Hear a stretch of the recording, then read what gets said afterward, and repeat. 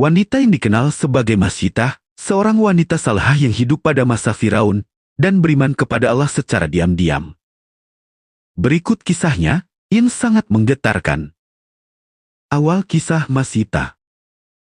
Pada zaman kekuasaan Firaun, ia mengaku sebagai Tuhan dan memaksa seluruh rakyat Mesir untuk menyembahnya. Siapapun yang beriman kepada Allah akan disiksa dengan kejam. Di istana Firaun, ada seorang wanita yang bekerja sebagai penyisir rambut putri Firaun, namanya Masitah. Walaupun bekerja di istana raja yang zalim, hatinya penuh keimanan kepada Allah. Ia menyembunyikan imannya agar tidak dibunuh oleh Firaun. Kejadian yang membuka rahasianya.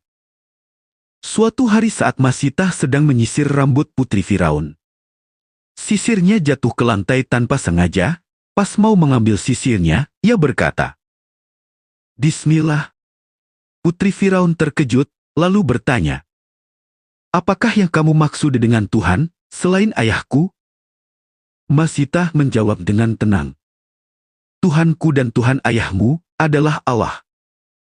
Putri Firaun sangat marah, lalu melaporkan kejadian itu kepada ayahnya. Firaun murka. Ketika Firaun mendengar semua itu, Firaun sangat marah. Firaun memanggil Masitah ke hadapannya. Firaun berkata, "Apakah benar kamu menyembah Tuhan selain aku?"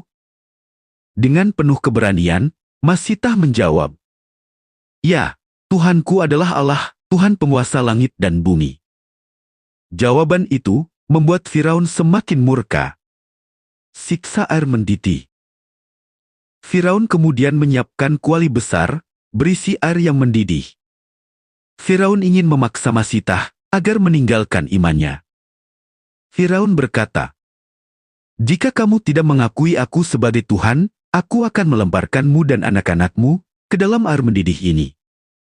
Namun Masitah tetap teguh, ia tidak takut kehilangan nyawanya. Satu persatu anak-anaknya dilemparkan ke dalam air mendidih di depan matanya.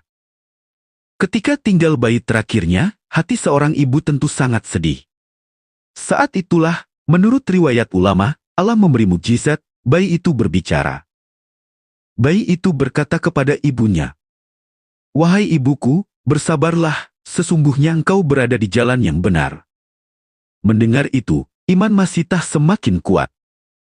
Akhirnya mulia. Akhirnya, Masitah juga dilemparkan ke dalam air mendidih bersama anaknya. Masitah wafat sebagai syahidah, seorang wanita yang mempertahankan iman kepada Allah sampai akhir hayat. Kisah ini disebutkan oleh Nabi.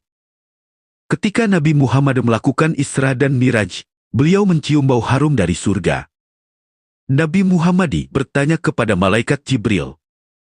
Jibril menjawab bahwa itu adalah bau dari kubur Masitah dan anak-anaknya, yang dimuliakan Allah karena keteguhan iman mereka.